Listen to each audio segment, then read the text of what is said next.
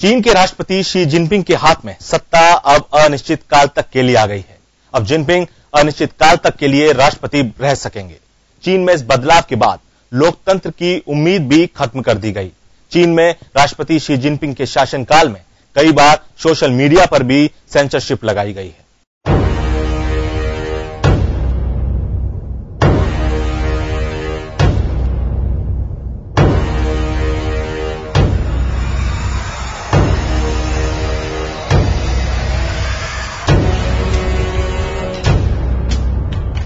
1975 में चीन में सांस्कृतिक क्रांति का दौर था और बागडोर माओ तसे तुंग के हाथ में थी। चीनी लोगों को राजनीतिक गलतियों के लिए बेइज्जत करना, पीटना, यहाँ तक कि जान से मार देना आम बात थी। माओ की मौत के बाद देश तेंग शियाओपिंग के नेतृत्व में सुधारों के रास्ते आगे चला और सुधार का डंका इतने जोरों से बजा कि बीजिंग में कई लोगों ने तो बकायदा अपने घरों की दीवारों पर पिछले दौर की ज्यादतियों की आलोचना करने और लोकतंत्र का समर्थन करने वाले बड़े पोस्टर लगा रखे थे।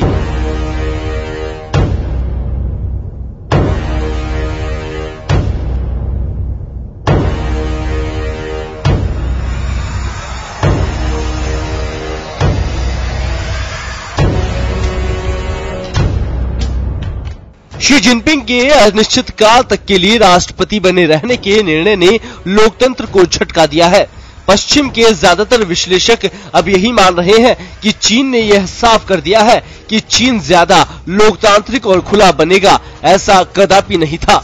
1990 में चीन ने एक बड़ा कदम उठाया और सत्ता के उत्तराधिकार के लिए एक औपचारिक परिपाटी बना दी। इसमें सत्ता के लिए नेताओं के चुनाव में तो आम लोगों की अब भी कोई भागीदारी नहीं थी, लेकिन इसके तहत नेताओं के लिए एक निश्चित समय के बाद सत्ता छोड़ना जरूरी हो गया। शी के शासनकाल में अब उसे भी खत्म कर दिया गया।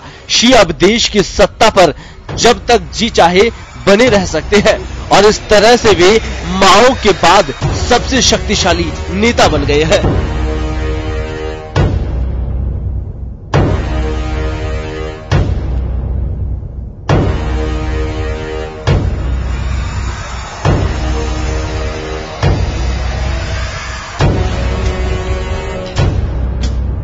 लोगों को डर है कि इतिहास अपने को दोहरा रहा है।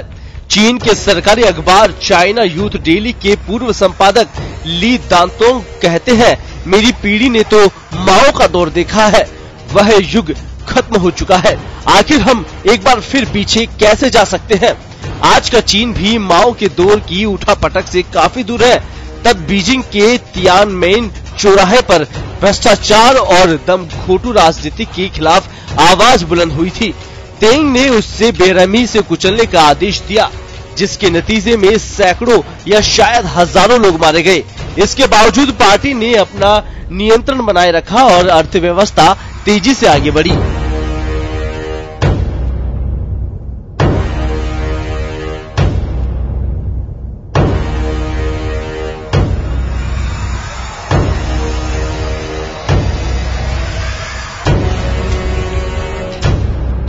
दो 2012 में पार्टी का नेतृत्व संभालने के बाद शी जिनपिंग ने सिविल सोसाइटी को और कमजोर किया। लेखकों, कार्यकर्ताओं और मानवाधिकार वकीलों को या तो कैद कर दिया गया या फिर उन्हें चुप करा दिया गया। कार्यकाल की सीमा पर ऑनलाइन चर्चा को भी पूरी तरह सेंसर कर दिया गया। चीन लंबे समय से यह दलील देता रहा कि पश्चिमी शैली वाला लोकतंत्र चीन के लिए उचित नहीं है। वह अमेरिका और दूसरे देशों में राजनीतिक और कूटनीतिक अड़चनों का हवाला देता है और मार्क्सवादी, लेनिनवादी अपनी सत्ता को लोकतंत्र से ऊपर बताता है। विशेषज्ञों का कहना है कि देश इतिहास के उसी दौर में पहुंच गया है जहां से उसने आगे चलना शुरू किया था। ब्यूरो रिपोर्ट, जन टीवी न्यूज।